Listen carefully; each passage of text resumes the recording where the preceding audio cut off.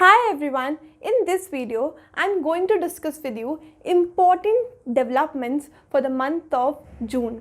जो भी करंट में important developments हुए हैं जून के मंथ में हम उसको डिस्कस करेंगे. I'll not go into much detail because the video would then be very lengthy. So I'll only cover the important points of each development. So the first development was the launch of Agnipath scheme. So let's now understand what is Agnipath scheme. तो क्या है ये Agnipath scheme? इस Agnipath scheme के under government recruit करेगी 45,000 to 50,000 soldiers और उन soldiers को हम बोलेंगे अग्निवर्स. इसमें से सिर्फ 25% को अलाउड होगा कि वो सर्व करें फॉर अनदर 15 ईयर्स, जबकि 75% जो सोल्जर्स होंगे उनकी सर्विस एंड हो जाएगी at the end of 4 years. Salary होगी 30,000 which after the at the end of 4 years हो जाएगी 40,000. Aspirants between the age of 17 to 21 years would be eligible to apply. Next, very important news is the overturning of Roy versus Wade decision by US Supreme Court. In 1973, US Supreme Court passed a judgment in the case of Roy versus Wade in which they gave abortion rights to the women of USA. लेकिन ये जो उन्होंने landmark judgement पास किया है अभी, उसमें उन्होंने वो राइट्स वुमेन से ले लिए गए हैं एंड नाउ अबॉर्शन डिटरमाइन करेंगे इंडिविजुअल स्टेट्स. उन स्टेट के डिस्क्रिप्शन पे डिपेंड होगा कि उनको अबॉर्शन राइट्स देने हैं या नहीं देने हैं. 1992 में सुप्रीम कोर्ट ने यूएसए के एक और जजमेंट पास किया था, उसका नाम था प्लान्ड पेरेंटहुड वर्सेस केजे. उस जजमेंट में उन्होंने रॉय वर्सेस जजमेंट को अपहेल्ड किया था. तो अल्टीमेटली ये जो उन्होंने लैंडमार्क जजमेंट पास किया है यूएस सुप्रीम कोर्ट ने अभी, उसके थ्रू उन्होंने 2 जजमेंट्स को ओवरटर्न किया है. पहला जजमेंट है रॉय वर्सेस वेड और सेकेंड जजमेंट है Planned Parenthood versus Casey. Next is the appointment of Ruchira Kamboj to the United Nations as India's permanent representative. ये न्यूज़ बहुत important है and she will succeed T.S. Trimurti. Now let's understand something about United Nations.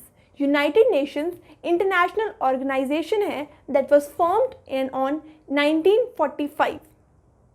United nation एक international organisation है जो कि found की गई थी इन 1945. Another important development, in fact I'd say a very disheartening news for us as Indians is the release of Environmental Performance Index. ये जो index है वो बाइनियल इंडेक्स है, यानी कि ये हर 2 साल के बाद आता है. Recently it has released its ranking for the year 2022 and India is at the bottom among 180 countries and Denmark has topped the list. Another index which was released was World Competitiveness Index. ये जो index है it is released by Institute for Management Development. India की rank last year थी 43 और इस साल है 37. Denmark has again topped the list. Parameswaran Iyer is the new CEO of NITI Aayog. Next एनोकोवैक्स. एनोकोवैक्स क्या है? ये एक नई वैक्सीन है फॉर एनिमल्स. ये कोविड वैक्सीन है for animals which is launched by India. Next a very good news for us as Indians is history में पहली बार किसी इंडियन को इंटरनेशनल बुकर प्राइज़ मिला है. The name of the lady is Geetanjali Shree. She has won the award for the book, for a fictional book. The name of the book is Tomb of Sand. Competitive exam के perspective से हमारे लिए कुछ days भी important होते हैं.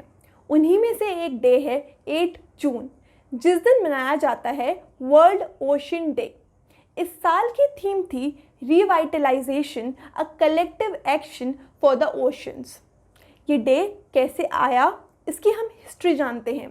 तो क्या होता है 1992 में अर्थ समिट जो हो रही थी रियो डी जनेरियो में, उस जगह यूएन ये आइडिया प्रपोज करता है और बोलता है कि हम को ओशन डे मनाना चाहिए. फिर क्या होता है 2008 में यूएन एक रिजोल्यूशन पास करता है जिसमें वो डेजिग्नेट कर देते हैं 8 जून को एज वर्ल्ड ओशन डे। आप इसको याद कैसे कर सकते हो, 8 जून एंड 2008 दोनों में लास्ट में 8 आ रहा है, so you can remember it in this way. Next day is 12 June. इस दिन मनाया जाता है world day against child labour. Theme थी universal social protection to end child labour. So with this I have come towards an end of this video. I hope कि आपको ये video informative लगी हो और आपने कुछ नया सीखा हो। If you have any doubt, feel free to drop your queries in the comment section.